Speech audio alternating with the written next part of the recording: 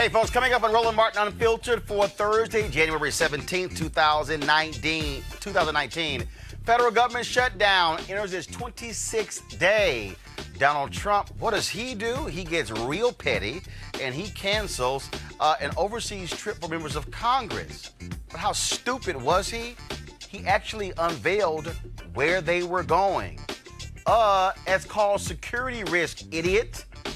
We'll talk about this drama with Congressman Anthony Brown from Maryland, and also we hear from Congressman Gregory Meeks of New York about the impact of the federal shutdown on their community and the country. The Women's March takes place on Saturday, but there's been tons of drama over the last several months. Various various groups are pulling out of the Women's March as a result of what they say is anti-Semitism by its organizers. Well, Tamika Mallory, she is one of the folks being targeted.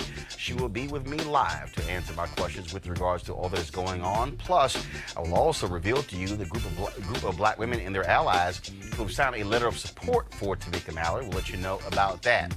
Yesterday, on the Senate, they had, of course, confirmation hearing for Trump's Attorney General nominee, and they, of course, most national media pretty much ignored it. But that was this unbelievable exchange between the chairman of the Senate Judiciary Committee, Lindsey Graham, and various civil rights leaders. And Graham was a little perturbed as to why the NAACP had the audacity to only give him a 22% score on their report card, and Democrats got 100%. And he was just perplexed, and he said, I'm not a racist.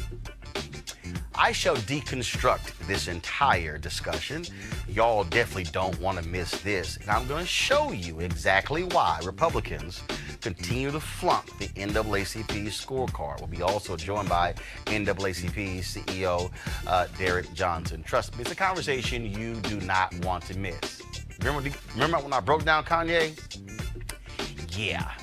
Lindsey's about to get the Kanye treatment from Roland Martin.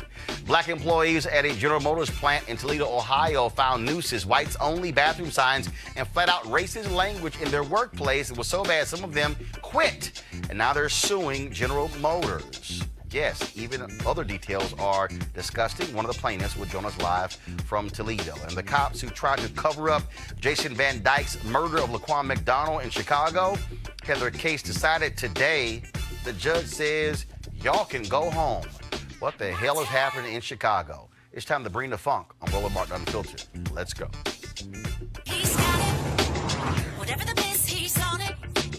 Whatever it is, he's got the scoop, the fact, the find. And when it breaks, he's right on time and it's rolling. Best believe he's knowing. Putting it down from sports to news to politics. With entertainment just for kicks, he's rolling.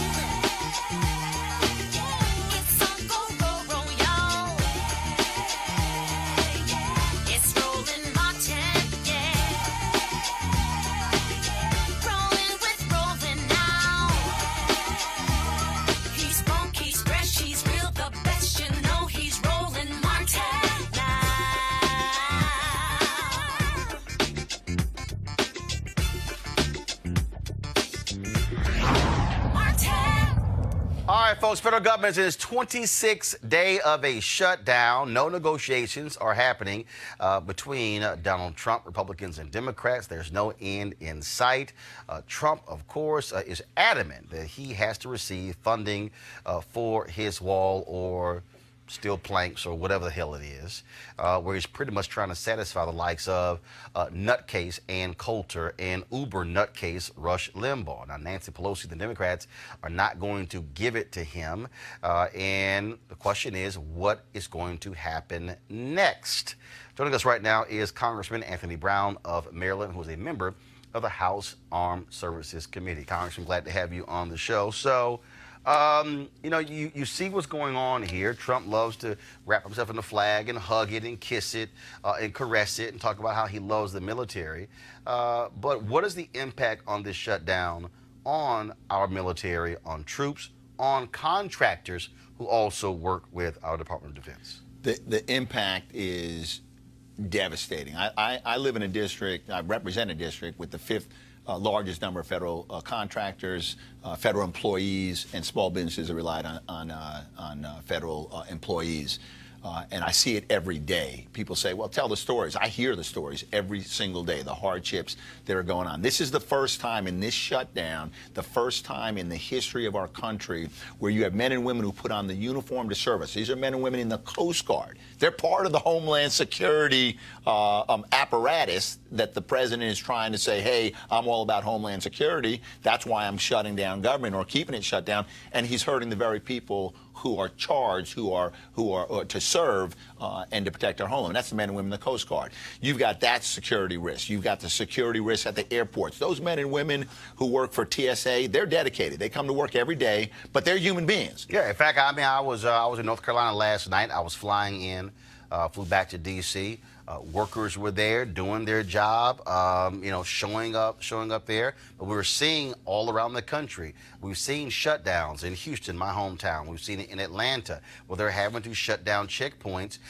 And you've got backed up lines of travelers because TSA folks are not showing up, calling in for work for sick, or just some flat out quitting. And even those who are showing up, again, these are human beings. So you show up to work and you know you got financial problems at home. You got child care problems because you're not getting a paycheck, right? You're making tough decisions on how you spend nothing because last week's paycheck was a goose egg. People didn't get paid.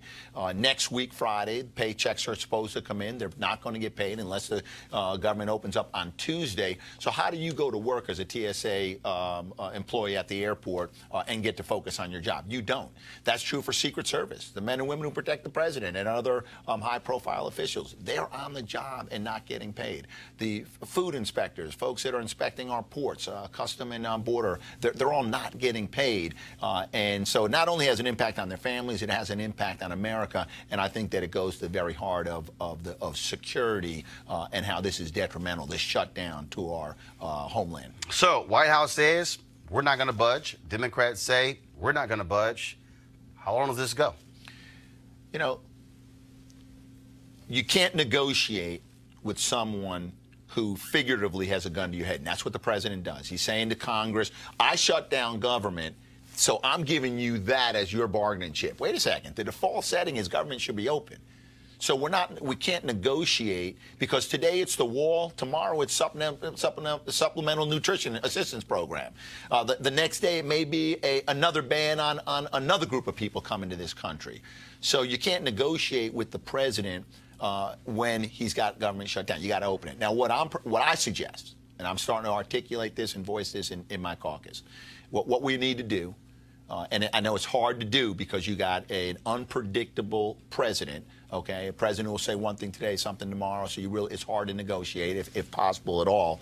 But let's lay out the framework, okay? By a time certain, okay, let's have an agreement on we're gonna talk about border security. Mm-hmm. We're gonna talk about other aspects of immigration, mm-hmm. whether it's DACA, Dreamers, TPS, whether it's more judges for asylum, and let's at least reach agreement on the conversation that has to be had. Okay, the date by which we have to have it. I'm willing to even go so far as saying let's set a dollar not to exceed amount for border security. Now that's how do you define border security? That'll be part of the negotiation. We don't have to define that now.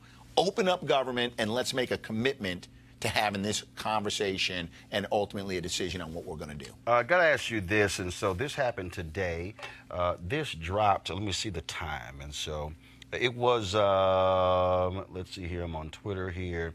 I want to see what time this tweet was posted. This is the Twitter account of Press Secretary Sarah Huckabee Sanders. The time here, it was 3 hours ago, so that was about 3:12. And so what's interesting here is that she released this letter from Donald Trump. It was sent to Nancy Pelosi. And this is what he said. Henry, go to my iPad, please. Dear Madam Speaker, due to the shutdown, I am sorry to inform you your trip to Brussels, Egypt, and Afghanistan has been postponed. We will reschedule this 7-day excursion when the shutdown is over. In light of the 800,000 great American workers not receiving pay, I'm sure you would agree that postponing this public relations event is totally appropriate. I also feel that during this period, it would be better if you were in Washington negotiating with me and joining the strong border security movement to end the shutdown. Obviously, if you would like to make your journey by flying commercial, that will certainly be your prerogative. I look forward to seeing you soon and even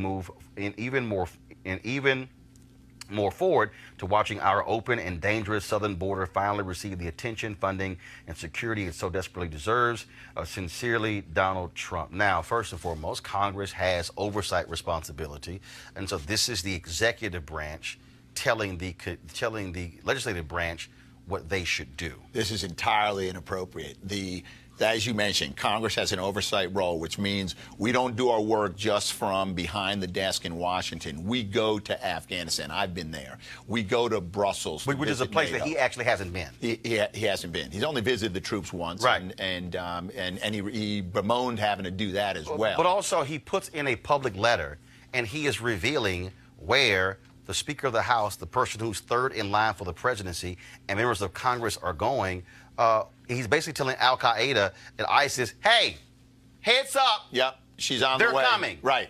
No, we don't do that. We have clear instructions that look, don't talk about where you're going on Codell's. Right. You want a message on it, do it when you come home. I mean, I've talked to members of Congress who were actually on them, and I would talk to them on the phone. They could not tell me where they were. We don't. So not only have I been on Codell's, when I was in the Army, in Iraq, on duty, I had members of Congress come and visit. They didn't come just to visit Anthony Brown. They came to visit Iraq. Right. They spoke to not only senior leaders, but troops like me and others. They want to hear, hey, is the training right? Are you prepared to do what you need to do? Do you have the leadership? Do you have the resources? How's morale? That's important for Congress to know, to fulfill our functions, to make sure that we're supporting the warfighter. That was a petty move by the president. Do I think it puts soldiers in imminent risk of harm? No, but it prevents Congress from doing its job, which is to fully understand what their needs are, the warfighter, so they can do it well and come home safely to their families. It was petty. All right. Congressman Anthony Brown, we appreciate it. Thanks a lot. Thanks, Roland. All right, folks. We also talked to Congressman Gregory Meeks about the federal government shutdown. Here's what he had to say. Donald Trump is adamant that he wants money for his wall. Yet what you have here is that he says he can't trust Democrats. You have you have Majority Leader Mitch McConnell, who won't even bring the bill to the floor. This, to me, is just an example of a callous view of Trump and the party screwing federal workers, but not just them. You also have, of course, other folks who are impacted by this as well, contract workers. I mean, this is amazing how they have just pretty much said, we'll do whatever. Hold on. Let's face this. And this is not just Gregory Meeks saying this, because if you go back, you heard Mitt Romney say this, you heard Marco Rubio say this, you've heard several other, even Lindsey Graham. We have a con man that's in the White House. So you're talking about trust. You cannot trust a con man. There was a bill and agreements that have been made on immigration and, in fact, even on making sure that we keep the government open, where at one time he said he would sign it, he'd be for it, and then as soon as he heard something on Fox News, he went against it. It's a con man. For the first time, what he did, he went into the Oval Office to try to use that as a background to con the American people. And to think that he's anything other than that and or is going to change is not reality.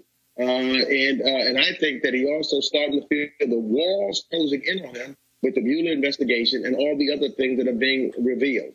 So that's the reality, and he's not going to change. And the fact that the American people cannot allow themselves to be conned anymore by this man.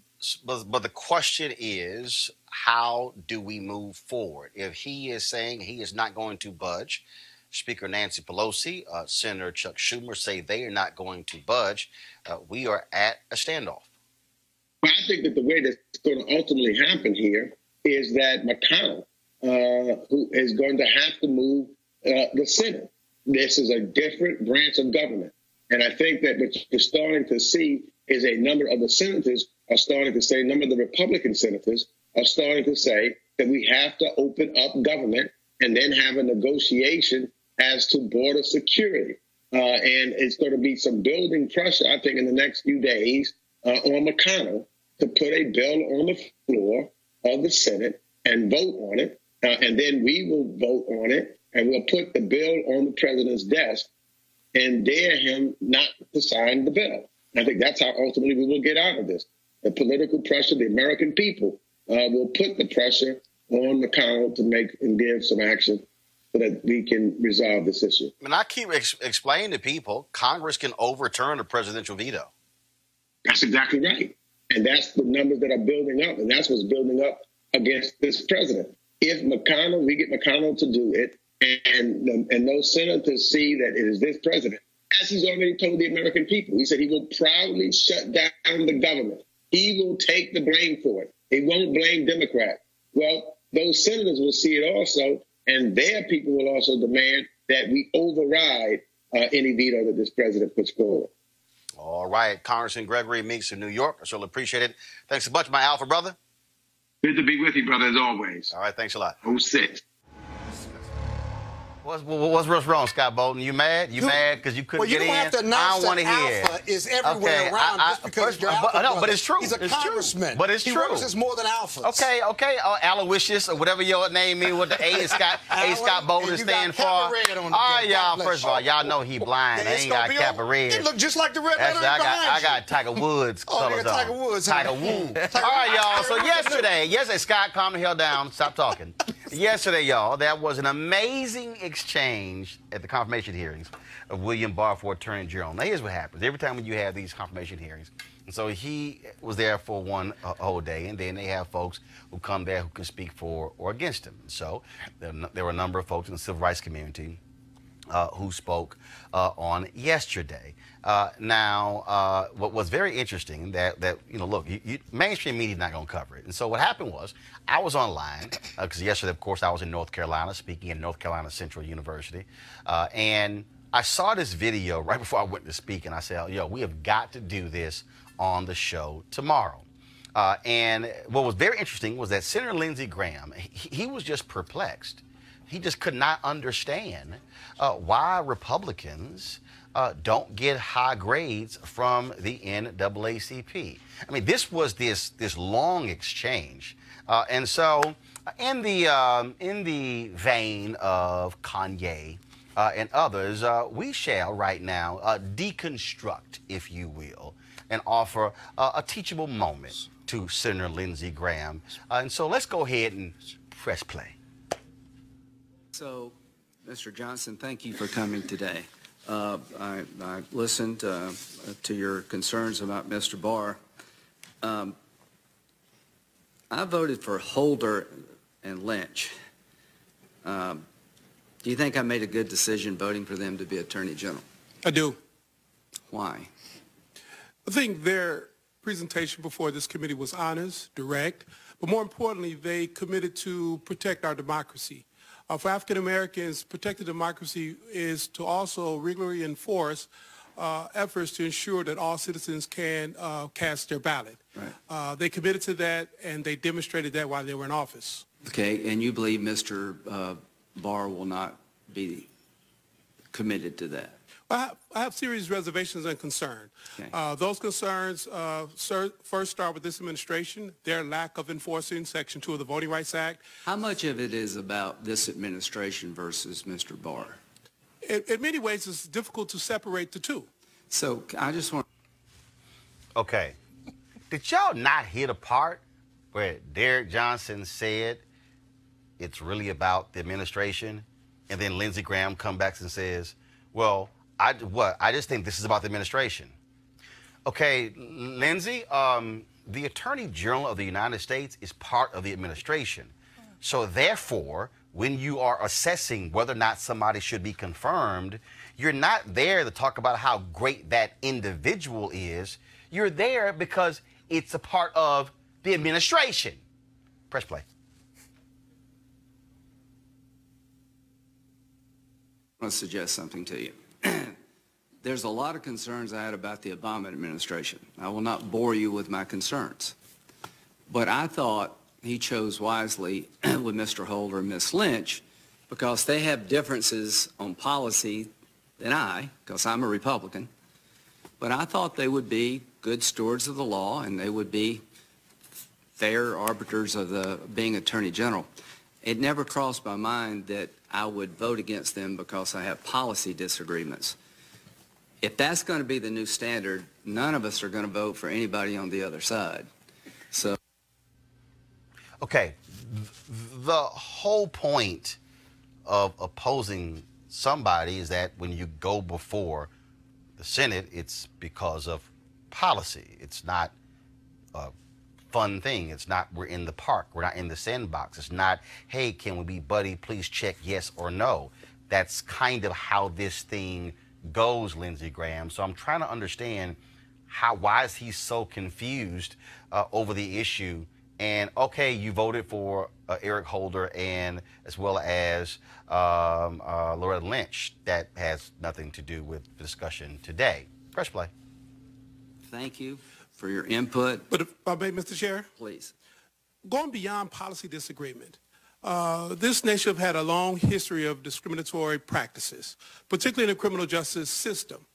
And anytime we have a nominee to come before this committee who truly don't appreciate the disparities in the criminal justice system, as he stated yesterday, that goes beyond policy disagreement. That goes towards whether or not we understand that equal protection of the law should be afforded to all citizens. I want to make sure you understand what he said, because I remember Senator Booker asking him, and he says, yes, the crack cocaine sentences were disproportionate to the African-American individual, and that's why we changed the disparity between powder cocaine and crack cocaine.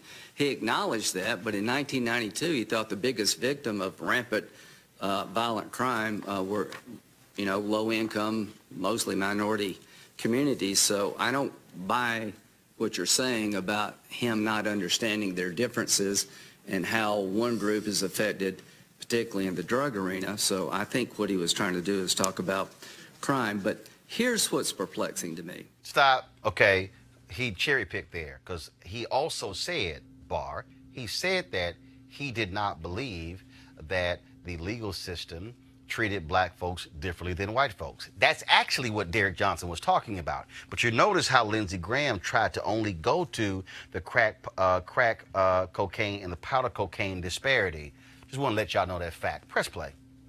NAACP has been in the fight for social and racial justice for a very long time. And I don't know how we got here, but you do a scorecard every year. And in 2017, every Democrat got 100%. I got 22%. Grassley got 11. Cornyn got 11. Lee got 11. Cruz got 11. Sass got 6. Ernst got 11. Kennedy got 17. Tillis got 11. And Crapo got 6.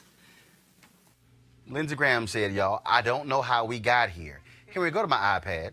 This is the NAACP. No, go to my iPad. Go to my iPad. This is the NAACP's report card. This is what it says. Since 1914, the NAACP legislative report card has served as a presentation of key civil rights votes taken in the United States Senate and the United States House of Representatives.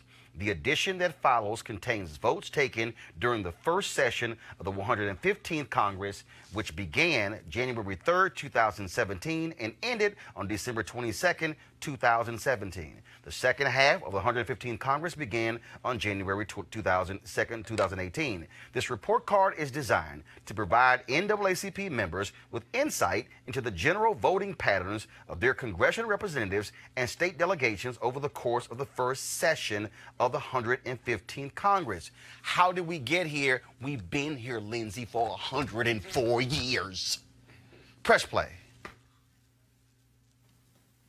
There's a disparity here. I hope you think that because I disagree with your scorecard rating, that I'm not a racist, and I certainly don't know how to close this gap.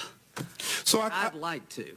Right. So the NAACP, we're a nonpartisan organization. Our scorecard is not based on political parties. Our scorecard is based on our agenda. Well, how do you explain the differences? If you allow me, our agenda is set by the delegates from across the country.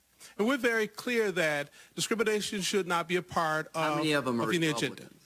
Excuse me? How many of them are Republicans? We don't determine how many members are Republicans. We have Republicans among our membership on our national board. I don't want to.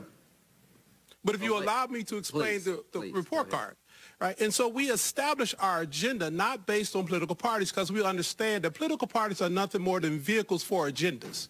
And as many African Americans were members of the Republican parties before the 1965 Voting Rights Act, many African Americans may decide their agenda based on the party's platform. And if party platforms align with the needs and interests of our communities, then they would vote for a platform that support their needs, whether it's access to quality public education, ensuring that all African Americans and Americans can cast a fair ballot, fair housing policies, making sure we have true tests to determine disparate impact. Those are the issues we are concerned about. Those are not partisan issues. Those are policy issues.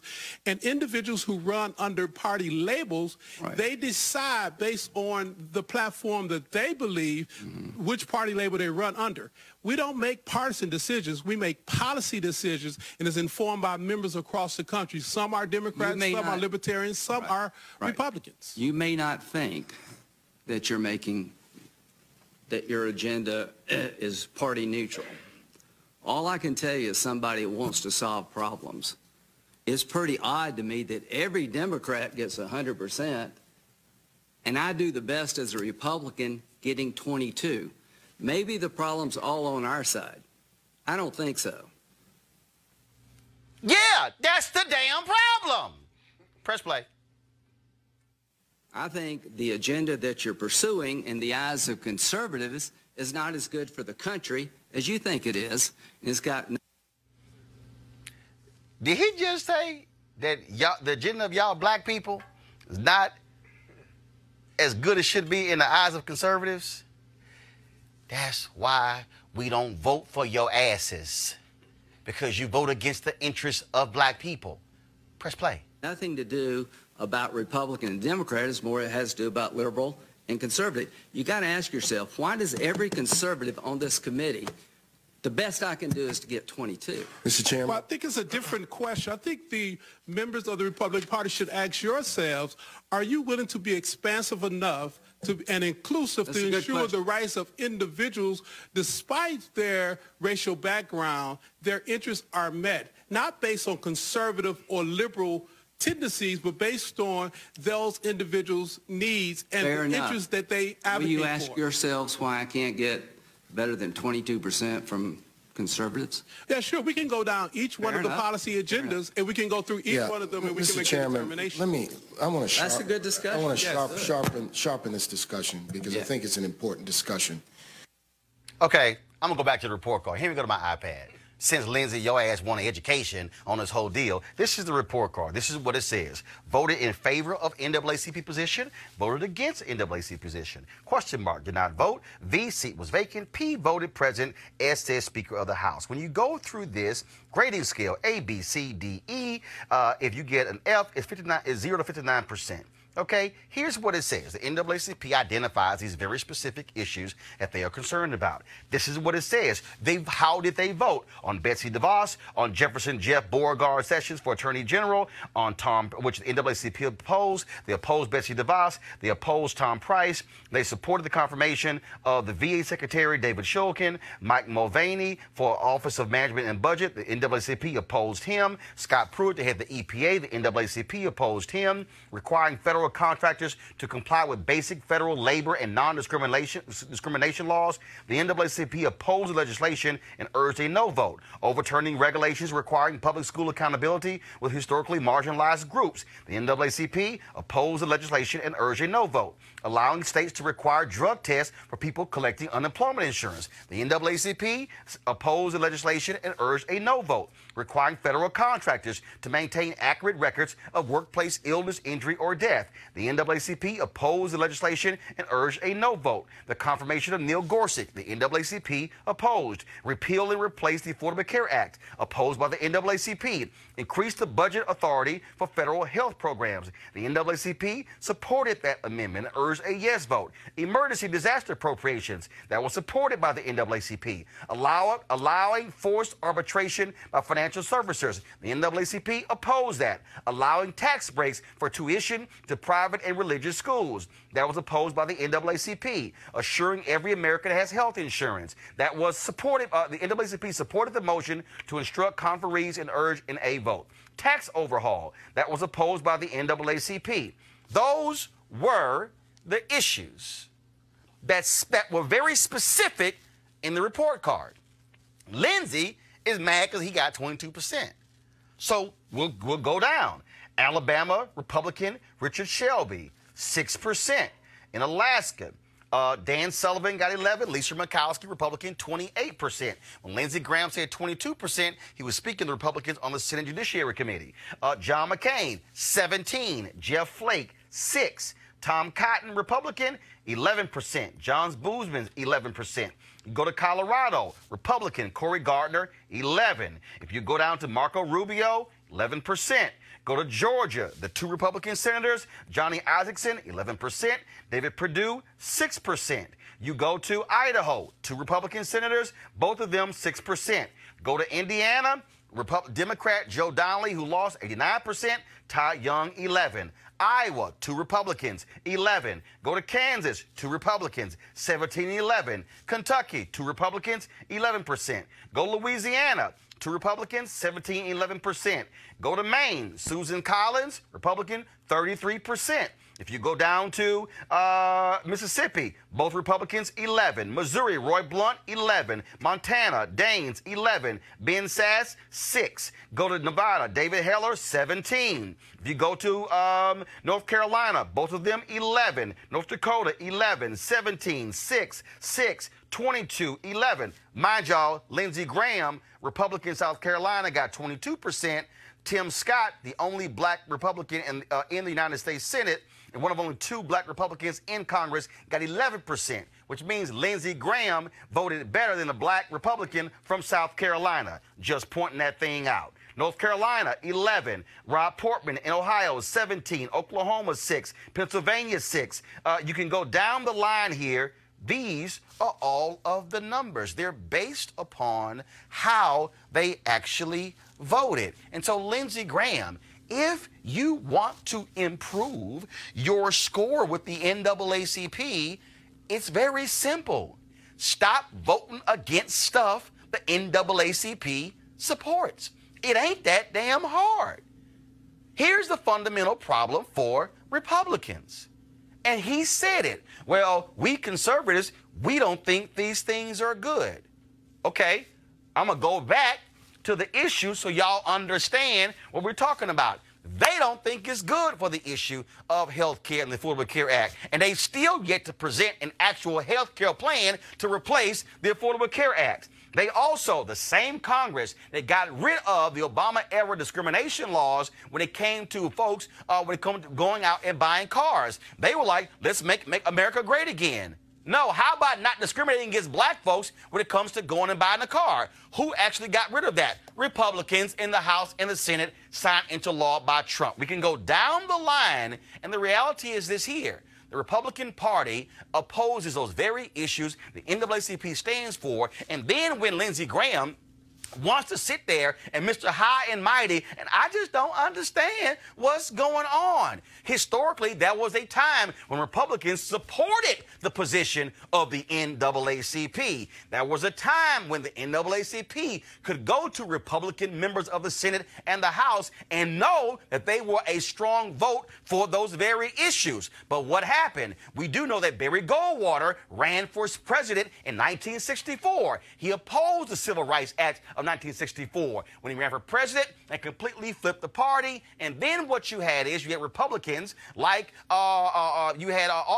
William Buckley, who was supportive of civil rights laws, who then flipped and changed, and the party then all totally shifted because of the book that Barry Goldwater released, and that book was co-authored by the daddy of Brent Bozell, who of course runs Media Research Center and the group Newsbusters, a group that is all about so-called liberal bias in media. Why am I laying all of this out for you? Because Lindsey Graham wants to sit there and just go, I just don't understand how y'all just not giving us a good grade. And then Lindsey Graham actually said, what could we do to actually close this? what you can actually do is listen to black people and talk to black people and understand why black people are supporting of those very issues. Maybe what you can do is, Lindsey Graham, show the hell up to the NAACP convention and actually get an understanding of what's going on. I was there in San Antonio this year. I don't recall seeing a single Republican senator or House member. Maybe what you ought to do, Lindsey Graham, is actually drop by some NAACP Freedom Fund dinners in the state of South Carolina to understand. Maybe what you ought to do is go talk to the black people in your state who are NAACP members, and then you can understand what's going on. And then while you at it, maybe when you tell the other Republicans who are on your committee, they should also go talk to the black people who are with NAACP chapters in their states to understand why y'all getting 22 and 11%. This really ain't hard, Lindsey Graham, for you to understand why black people are, why the NAACP gives you failing grades. It is because you are voting against the interests of black people. You're using the power of your position, voting against it. What you have to understand is if you're black in North Carolina, you sure as hell are angry with Tom Tillis and Barr, who chose to ignore two black women who were appointed to the federal bench by President Obama. They kept those black women off of that appeals court, and yet the moment they had to put a racist, a voter suppression person on in the name of Thomas Farr, they supported his nomination, and it was sunk because of those racist writings. And then you try to understand, I don't understand how they got 11%. Maybe what you ought to do, Lindsey Graham, is go pick up some historical books on black Republicans to understand the time when Republicans actually gave a damn about civil rights and black people voted for Republicans and not Democrats. Lastly, you say, well, I don't understand how Democrats, how they all got 100%. It's simple. Because they chose to vote the way the NAACP asked them to vote. It ain't that hard. This is why y'all ain't gonna get black votes. This is why black folks are not gonna support you, because damn, you're that clueless about the NAACP because you can't even read the preface of the very report card you were complaining about.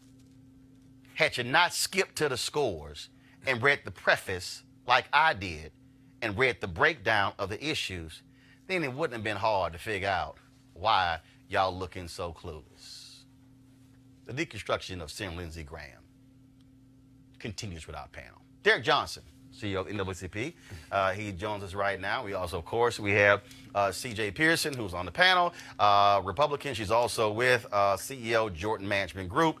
We have A. Scott Bolden, of course, Aloysius, former chair, National Bar Association Political Action Committee, and of course, Greg Carr, Alpha Man. He is head of the Department of Afro-American Studies at Howard University.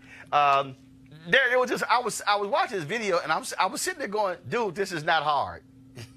It really isn't. If you understand that political parties are vehicles for agenda, and there was a period in time where the William F. Buckley branch of the Republican Party merged with the John Birch Society branch of the Republican Party, and they created the movement conservative when they adopted the George Wallace part of the party, which were the Dixiecrats.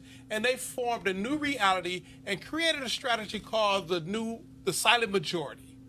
And they used race as the wedge issue to rally a base to get into power. And their first major candidate was Ronald Reagan. And also the book of that is the blueprint that changed all of this is The Conscience of a Conservative. Go to my iPad, you'll see it. Yes. The Conscience of a Conservative. This is the book that changed it all, that established the foundation of the present-day Republican Party. Go ahead. Absolutely. And, you know, Conscience of a Conservative, or I like Paul Krugman's book, Conscience of a Liberal, which gives us our perspective of what was taking place. And what was happening then, the intellectuals of the Republican Party, William F. Buckley, they realized they had no feet on the ground. And the John Birch portion of the party, they were upset because of New Deal policies. They didn't want to be taxed. Their corporations didn't want regulations. They wanted taxes. And the Dixiecrats, based on race, had the feet on the ground. And when those three factions merged, then it created a reality where black Republicans had no place because the platforms were being designed by these newly developed think tanks, the Cato Institute, the Heritage Foundation, the Enterprise, and they came up with an approach that really isolated African-American interests, and we've seen a sharp decline started in 1965, but it accelerated around 1971 where we had no place. And so the traditional black Republican clubs in Memphis, my predecessor come out of that black Republican club, Ben Hooks in Memphis, or in Atlanta, because in the South, African Americans, we could not participate in a Democratic primary because they were segregationist parties until we challenged them in '64 out of Mississippi. And once we broke that open, we could actually participate. But prior to that, in order for an African American to vote, to participate, they had to be a Republican. But that group changed the agenda of the Republican Party, and they began an aggressive effort to isolate by using dog whistle politics. They no longer needed to use the N-word. They just had to talk about tax policy differently. And in fact, Lee Atwater, who of course led the campaign of President George H.W. Bush, who he appointed to head the Republican National Committee, there were recordings that were made of what you just said. He is on tape saying that is exactly what he said. We can't use the N-word anymore. Gotta be settled. But there are other things that we can use that say the exact same thing. CJ, again, to sit here and watch Lindsey Graham I just don't understand why we get these low grades. Lindsey Graham come out of that Dixie Crack lineage. He's out of the South Carolina. Right. He probably was a former Democrat, or his family was, and they switched in that early 70s period. CJ? Well, speaking of Lindsey Graham and watching your hearing, and thanks for you being here, my question is, when I look at the NAACP report card, I have longtime friends. I came up through Jesse Gooding and others. I am deeply concerned when you talk about education and you don't even have questions about school choice. And what is your position on school choice? Our position have always been the same: quality education for all children. If you take 10% of the kids out of the system and you created a private reality, there is no evidence that you provide quality education, because what happens to the other 90%? And my issue And there's with that, no choice in Louisiana under that rubric, because it's all a charter reality, and no better. some of those schools are performing and some of them are not. But at the end of the day, the NAACP should have school choice as an option on your education. Okay, hold on. Wait, hold up. Okay, that's one issue. What else you got? And I'm going to continue. And I think... First of all, I support school choice, but what else you got? No, what else you got? When we talk about economic development, all the black Democrats should have an F, because I don't see where there's been any economic development. All Democrats should have what? In Congress, because if you look at our districts based on the fact that since, what, 70s, we've had the Congressional Black Caucus, look at the districts. Okay, no, hold on. CJ. Roland. Here's where you mess up. When you say economic development, okay, please tell me who is trying to completely get rid of the Small Business Development Agency out of the federal budget in 2019. Who proposed that? It's a realignment of the funds. No. It's not a realignment. It's complete. No. Hold on. Let me help it's you. No. They want to completely get rid of the only federal agency that is designed to assist minority-owned businesses that was started under a Republican president. Who was that president? Nixon.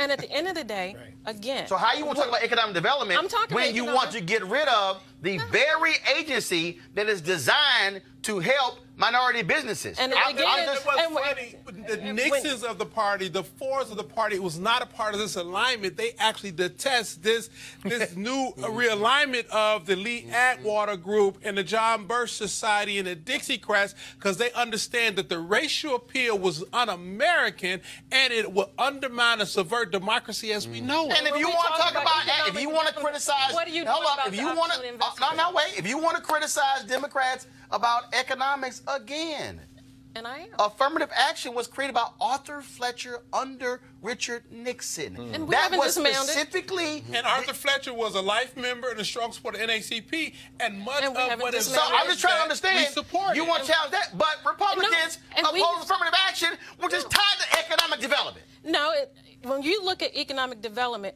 where were those civil rights groups? And we talk about the new tax deal around opportunity investment zones.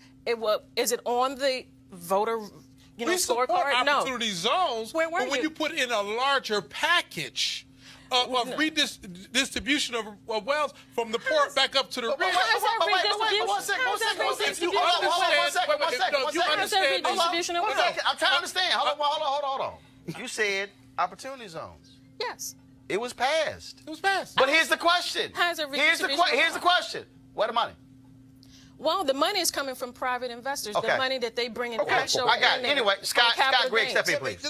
I don't think there's a whole lot more to be said, but it's a fascinating discussion that you just had about the historical perspective of the Dixiecrats and the space of which Lindsey Graham comes out of.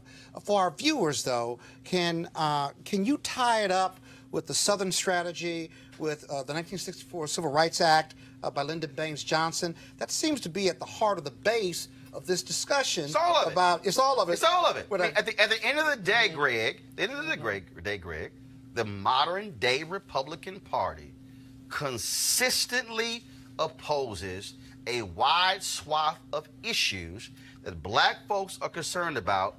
You can specifically mention school choice, fine. You can specifically mention opportunity zones, fine. That's two. What I'm trying to say is, but I just read for you almost 20. And Greg, at the end of the day, Lindsey Graham shouldn't be freaking out as to how he got 22% and why they keep flunking NAACP report card. Yeah, well, Lindsey Graham has showed us over the last 2 years that he is thoroughly disingenuous and not to be believed. What President Johnson just did and what you just did in laying this out, and I agree with Scott, it was a brilliant kind of a discussion of how the Republican Party came to where they are now. They made a deal with the devil about 50 years ago. And they have done it. You say this over and over again in this space. The demographics are against them. The time bomb has finally gone off. And what you and Mark did yesterday challenging Lindsey Graham is just taking off another layer of this. It's only a matter of time before the Republican Party implodes if they continue on this. And voter suppression is a big part of that. Oh, it has to be. Because they know that their views of the world are in the minority. That's right. Well, they have to be. CJ, I want you to answer this. I just want you to answer this here. That's right. I want you to answer this. If Lindsey Graham is trying to figure out how his party keeps failing, and he wants to close the gap, why won't Lindsey Graham be the Senate sponsor of the bill to restore Section 4 of the Voting Rights Act, which was struck down in Section 5 in Shelby v. Holder? Why won't Lindsey Graham stand up and say to his party, we must end massive voter suppression, we must stop trying to keep the formerly incarcerated folks from voting? If he wants a higher score, there's a way to get a higher score. Well, support those things. What's your response? And again, we have Senate Resolution 3191 the president just signed on cold cases from the Civil Rights Act. Yes, which was a bill presented by Senator Doug Jones and Senator Ted Cruz. But I want you to answer I want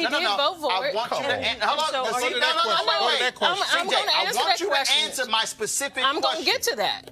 You never let me get to what you asked. Well, no, because you brought up the cold case deal.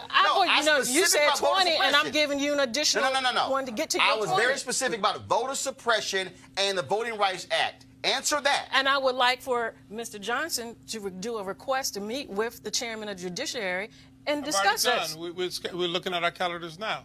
And so Hold on. Since you opened that door, Derek, Shelby v. Holder was 2012. And I'm not done. This is 2019. In the last 7 years, what has been the response from First of all, because he wasn't chairman of the committee before. What was the response of Grassley in the Senate and Paul Goodlatte in the House when it came to the VRA? We have yet to have a single judicial hearing of the Senate when they controlled it. We have yet to have an inquiry around all the vote suppression methods. There was not a single Section 2 claim filed by the Justice Department. There have not been an issue raised from the Republican National Committee. There has not been a true desire to address Russia's interference in our election by seeking to suppress black votes and subvert democracy. Let me put a pin in right there. At the end of the day, when you talk about everybody at home, maybe you all should get more black Republicans to come and talk to advocate. But here's the deal, though. Let me unpack that. First of all, black Republicans call for their own meeting. You'd be surprised. Now, no, wait a minute. Now, everybody watching. Let me just sort of break it out even further what Derek just said. I'm going to try to narrow this thing down, what Derek just said, to my question. They ain't done a damn thing. On the issue of voting and voting rights and the Voting Rights Act, the Republican Party in the last 7 years ain't done a damn thing. But suppress. In fact, Goodlatte refused, he said it, refused to even have a hearing. That's right. You have Sensenbrenner, white Republican from Wisconsin, who actually had a bill that had about 20 or 30 co-sponsors. The next Congress, it dropped down to about 5 co-sponsors. The next Congress, it dropped down to 1. That's your party, CJ. So if you want better votes, support issues that black people care about. And at that time when Sensenbrenner was there, myself and other black Republicans, yes, there are plenty of us that do have some control and some influence. Wait. Go ahead. No, hold on, Scott. Go ahead. Okay, you and some other black Republicans. And those we advocated. We have not had a meeting. Look, that's as far as it went. We've not had a meeting at all with any other leadership. We have not had any other meetings with any other leadership within the NAACP. No, Scott, stop. No, hold on. Let me finish. Hold up. I want to know. You said you and some other black Republicans. And we were instrumental in having that hearing with Sensenbrenner. Since then, what hearing? When he supported that, we were instrumental. Hold on, on what hearing? On Section 4. Wait a minute. On what hearing? On voters' rights. And what hearing was that? Because Goodlatte would not allow there to be a hearing. That was a discussion. We were supportive. Read my lips. Supportive. Stop. We were supportive of having the hearing. Hold up. You just said, I just want to be clear about it home. We were supportive of having the hearing. Black Republicans were supportive of having a hearing.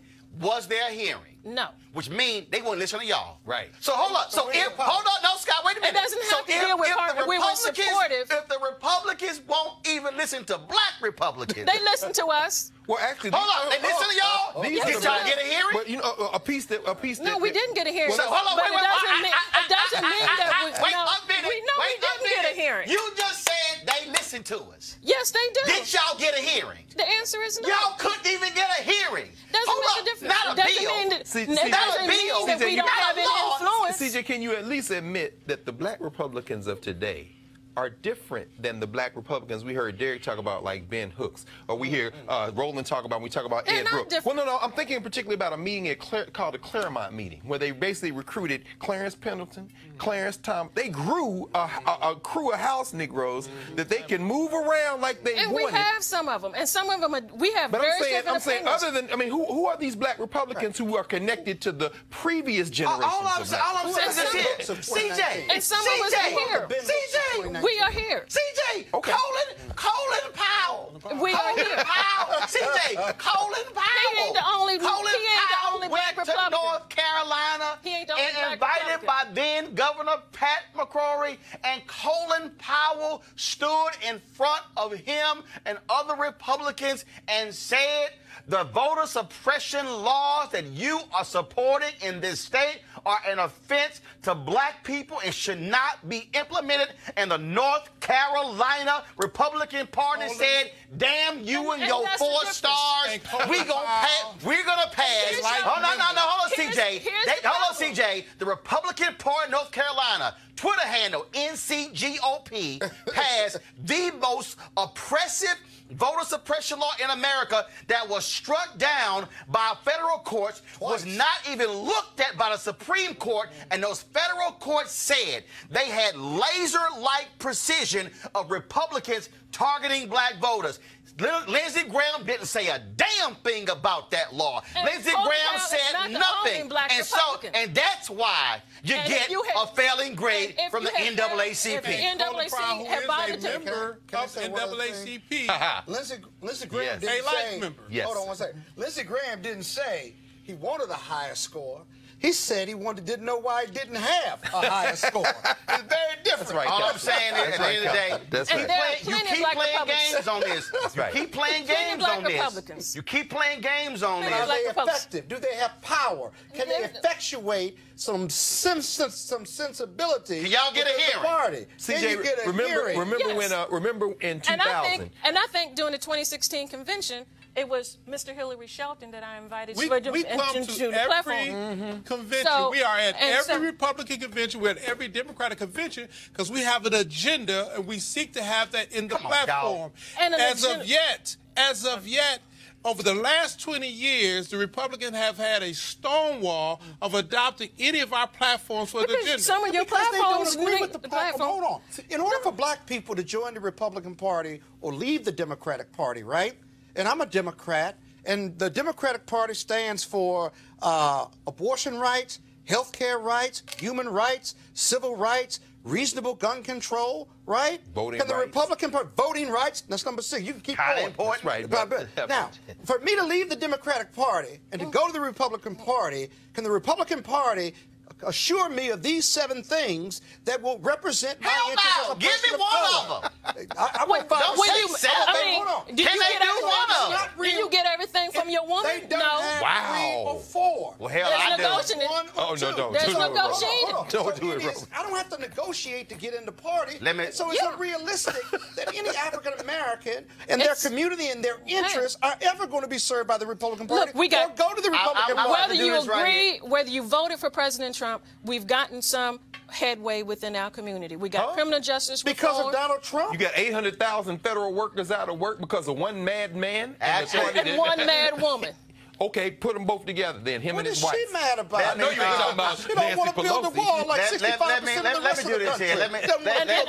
And all those black women in Los Angeles that's complaining about. Let me do this right here. Hold up, Scott, CJ, Greg, Derek. Y'all, this real simple.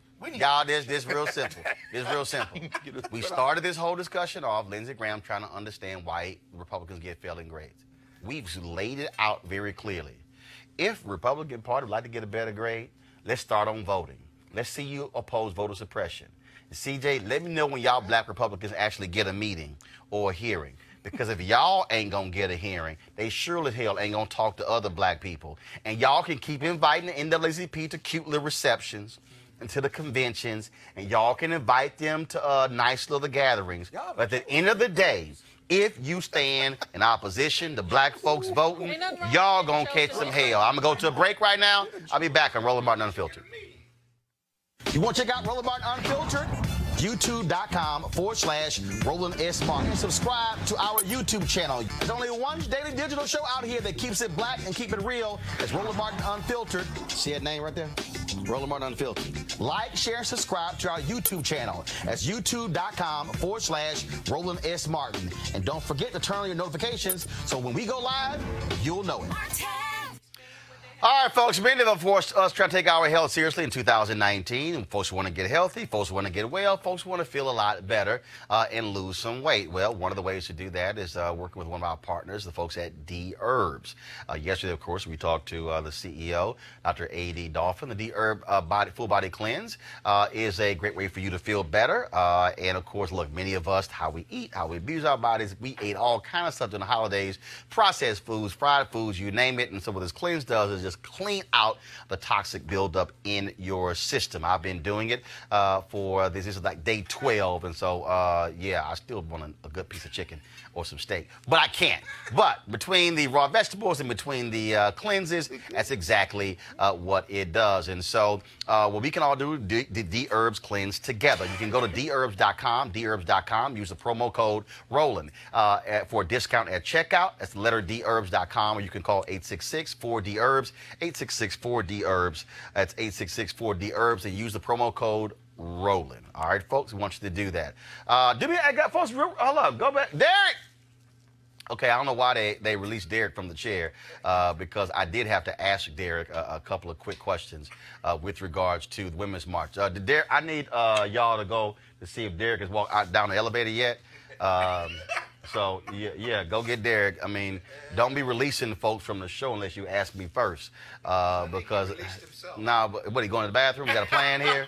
And so we're still waiting on Tamika Mallory to get here to talk about the Women's March. And so we're waiting on her. We got several things we want to cover. And so I want to see if I get, okay, so Derek, I got to ask you this here before you say, because you're about to leave, right? Okay, you're on your way out. So I got put the microphone back on. Yeah. What, CJ ran you away? All right, so I got to ask you this real quick, so I want to get this. So 2 days ago we reported that the NAACP pulled out as sponsors of the Women's March. Not true. Not true? Not true. I have no idea where they came from. Tamika just walked in. I absolutely support the Women's March and the principle it stands for, but more importantly, I support Tamika Mallory because she has been a young leader with a clear voice for African Americans. So I don't know where this concept, where this report come from. I'm one of the signers of the letter in support of her. I'm going to talk about that in a minute, though. Again, there was a letter that a group of black women signed and also allies. You signed that letter in support of Tamika Mallory. She's been under lots of criticism from folks, people claiming that she has not condemned Minister Farrakhan, his comments that are anti-Jewish. Folks have been attacking her left and right. She was on The View, of course, earlier this week as well. Many folks did not like her appearance on there. And so your thoughts about that, again, the attack that she is under from critics? But, you know, during this time of intolerance, I don't want to conflate where we are and what we need to do. There are issues that African Americans need to address. There are issues that women need to address. I'm laser focused on those things. Our youth director is scheduled to speak at the March, Tiffany Lofton, who you know have been on the show many times. So I don't want to conflate off some ancillary issue that has nothing to do with the NAACP, where we're from. But more importantly, I'm not going to denounce somebody from our community because they have a strong voice. Whether I agree with the opinion or not, she's advocating for African Americans, and I support us being us, fighting for us. So NAACP is a sponsor. I don't know how that works in terms of what's called a sponsor, but basically you're saying NAACP is still supportive and never withdrew from supporting the Women's March. Our position from day one has not changed to the day. I don't even know what a sponsor means. We're not writing a check. We never committed to write a check, but we had committed to make sure we had a voice in that protest, because many of the issues that's been raised are our issues as well, and our issues mean black issues. And we got to be clear and consolidated with our voice. All right, so that's why I call you back, so you can go ahead and leave. I can leave now. Appreciate it. You can leave now. You leave now. So I want to get it on the record before you left, and so appreciate that. Be very clear. I will not be the one to malign one of our sisters. We've seen this before. Yes, we This is a playbook that we've seen over and over from 1950s to 1960s, 70s. Teach, Derek. I seen this, so I'm not a part of that chorus. I don't even know if there's a true chorus, because if our name could be put on something that we never knew anything about, I wonder how real this list is to start with. All right. Hold on. No. Here's the deal. Hold on. I got it. Because Tamika was supposed to be a little earlier, so we had this all time. So Derek has to go. I'm going to do this story dealing with GM, then we're coming back to the Women's March story. So, Derek, I appreciate it. Thanks a bunch. But I wanted to get that in while you were here in person. All right, folks, an absolutely disgusting and infuriating story out of Toledo, Ohio. Last night, Sarah Seitner of CNN broke the story of brutal out in the open racism at a GM plant there in Toledo. Current and former employees of GM are suing suing the company for tolerating a racially hostile work environment where use of the N-word was common. Here's a portion of Seidner's report. Now, the two men she interviews were supervisors at the plant with six-figure salaries before the constant racism forced them out. When did you notice overt racism? Well, when an employee that was under me, he told me that back in the day, a person like me would have been buried with a shovel. He said what to you?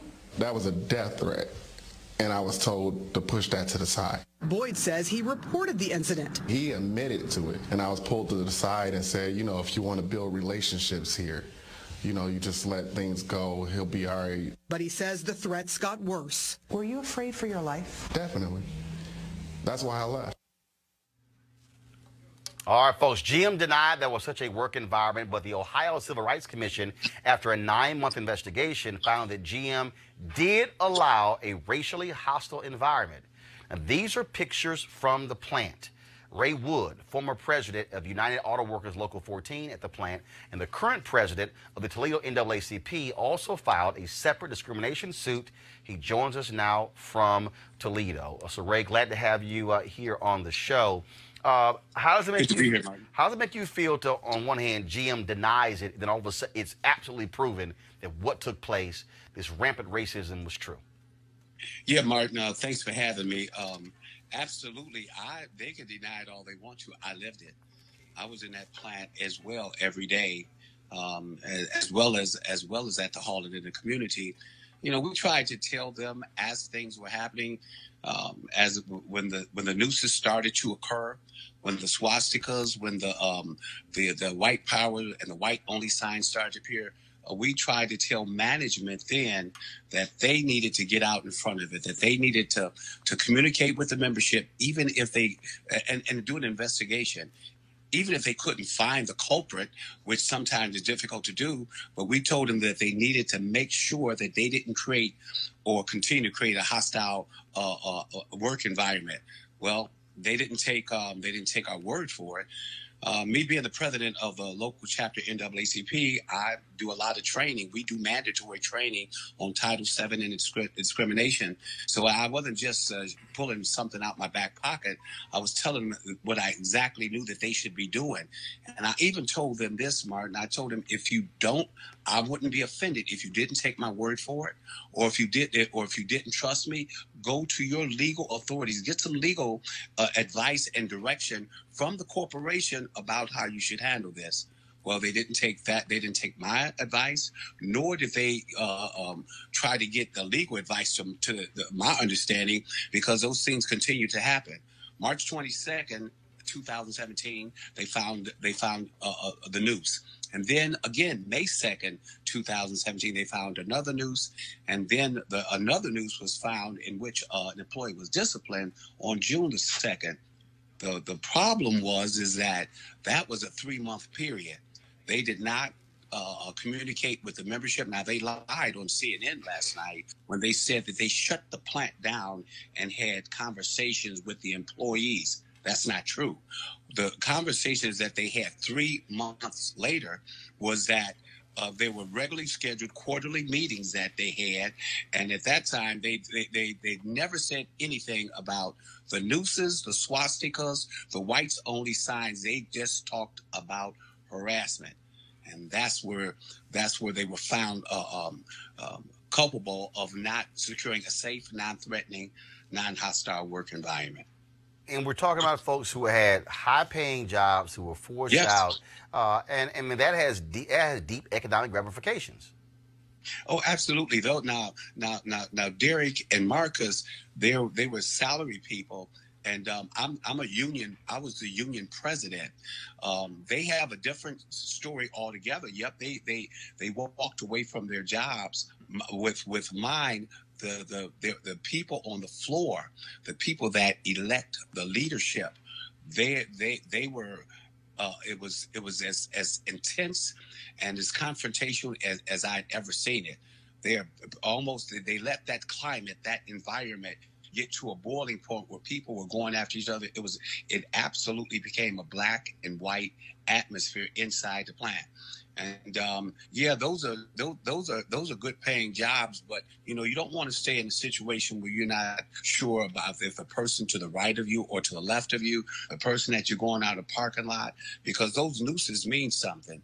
Those nooses and the swastikas. It wasn't just that. I mean, they were, and they continue to this day, Martin.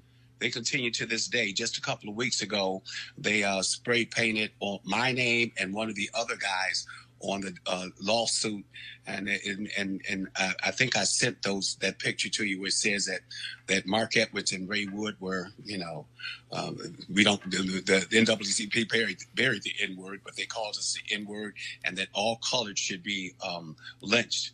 There was all kinds of stuff being said, and we knew that they use a name called Dan, and Dan is dumb ass N-words, and there was comments made by members in that plant, and there was no repercussions about we were making too big of a deal out of the incidents. After all, there's never been a black person lynched that didn't deserve it.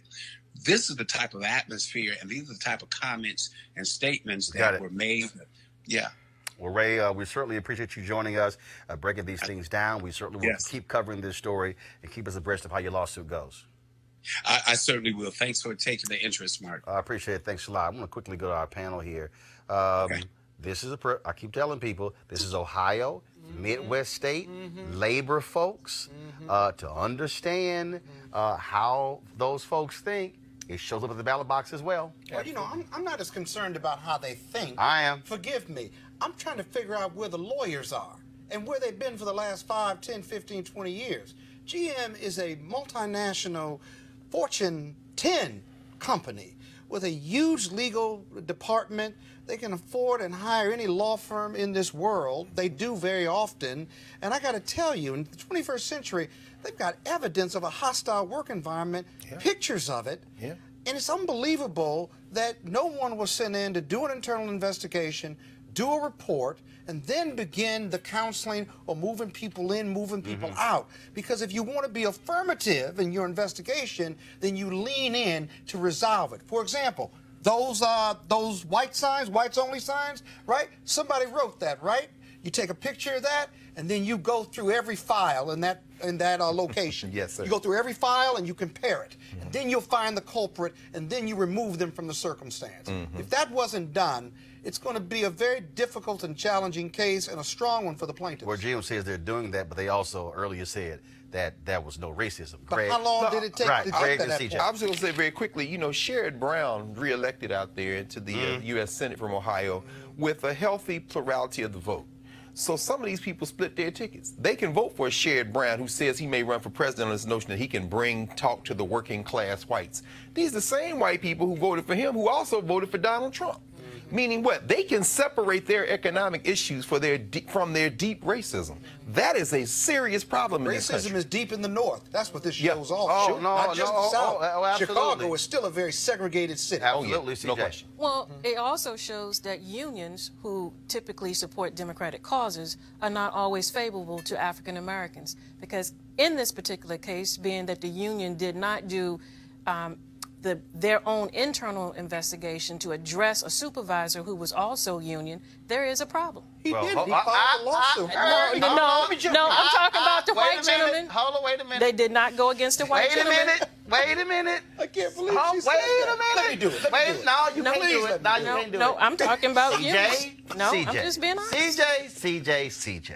I'm being honest. If you are going to make a claim, I really need you to be specific with your claim. What is factually correct, CJ, is that unions as a collective traditionally supports Democrats, yet police unions, yet fire unions, they support Republicans. Also, CJ, trade unions typically support Republicans. White union members who live in places like Pennsylvania, Ohio, and Michigan, and Wisconsin also typically support Republicans. And so you can't make on this show the claim that unions traditionally support Democrats if you don't specify what specific unions. And this issue is not a union issue. It's a white union member issue, because the operative word in white union member issue ain't union, it's white. No, it is union, because the union is white union. The union, through labor laws. Go ahead, okay, go ahead. All right, all I know is this here.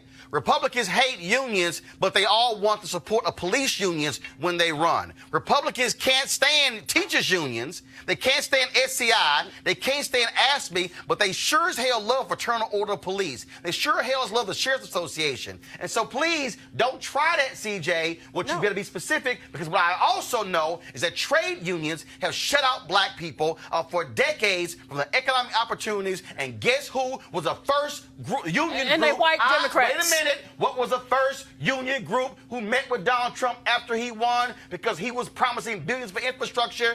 Trade unions. That is a fact. Let's move to our next story. Earlier I talked about with Derek Johnson about the NAACP and the Women's March, and of course it is taking place this weekend. They have been embroiled in drama while they also are still organizing. Of course, 3 years ago they had some 500 plus sponsors. Different reports say that's now down to 250 or 200.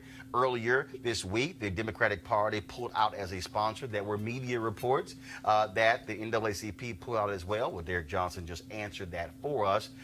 And you had lots of criticism, folks going after the leaders of the march, including my next guest, Tamika Mallory, who joins us right now. I'm glad to have you in studio. Thank you so much for having me. This is you on The View on Monday. Meghan McCain, others came after you. Folks have been demanding that you condemn Minister Louis Farrakhan. First, how has the last several months been for you and Bob Bland and Carmen Perez and Linda Sarsour? Certainly has not been an easy time. Yeah, well, first of all, let's put it in proper context. For 2 years, and you know this because we've talked about it a number of times, we've been under attack. So it wasn't just the Louis Farrakhan issue. We've been dealing with issues and this sort of mounting pressure for a number of reasons since day one. We came in, there was pressure, and it continues to be. And we knew that getting closer to the march, there was going to be an increase in demands, an increase in a power grab, because that's really what's happening. There is a power grab. There are people who are trying to remove the current leadership so that they can take over the organization. And they're using whatever it is that they need to be able to do it. You know? The group Tablet, I mean, this media entity, they put this story out. A lot of people have been talking about it, saying that from the outset, you and others were attacking Jewish women in the group at some of the first meetings. Your response to this massive story that they did, that basically said you and others are absolutely anti-Semitic. Right. So we walked into a room, first meeting that we ever had, just meeting folks, don't know you, just show up, how you doing? Hi, did you know that the Jews controlled the slave trade? That's what we supposedly did. It didn't happen. It just didn't happen. It doesn't make sense. Of course not. It's not how we talk. It didn't, you know, it just didn't happen. So that's the bottom line. I mean, I wouldn't even waste time. I wouldn't even waste time getting into all of the details around it, but it didn't happen. And again, what folks have not asked is, like, who are these other people making these claims? Where there are people who we asked to leave the leadership of the Women's March for different reasons, and they have started a competing organization. And then all of a sudden they come up 3 years later with these allegations that we walked into a very first meeting telling them that Jews, you know, controlled everything, and that, you know, and that we were just the most anti-Semitic people in the world. And the truth of the matter is, what really happened is that the first piece was, and it was a legitimate question from the Jewish community around my association to the Nation of Islam. There were people who had legitimate questions. They wanted to understand. And we were having that dialogue. This happened last February at Savior's Day, which we all know is the highest holy day for the Nation of Islam. But folks who don't know, what is that relationship? I work with the Nation of Islam on a number of issues, particularly gun violence. That's been one issue that I've worked very closely with the nation. And I mean, the bottom line is I'm a black person in America who's an activist, who's been out here doing this work for over 20 years. So if you didn't meet the Nation of Islam while you were out here doing your work, you were not in the I'm black not community. sure like what black community you worked in. Right. And I work specifically with people who are some of the most marginalized. You know, from covering things that we've done in the past, we work in prisons, we work on street corners. My own son's father was murdered. So I come from I'm not a celebrity activist. I'm not a Twitter activist. I'm not a TV activist. I'm the real kind. I do the real work. And when you do the real work, there are complex issues and there are many groups that you meet with that you may or may not agree with all of their philosophies. But the black experience is extremely complex. And, you know, sometimes you work with a lot of different people. So that's the relationship that I have. And, you know, and I appreciate the Nation of Islam for its role in the black community because it has been an important one, period.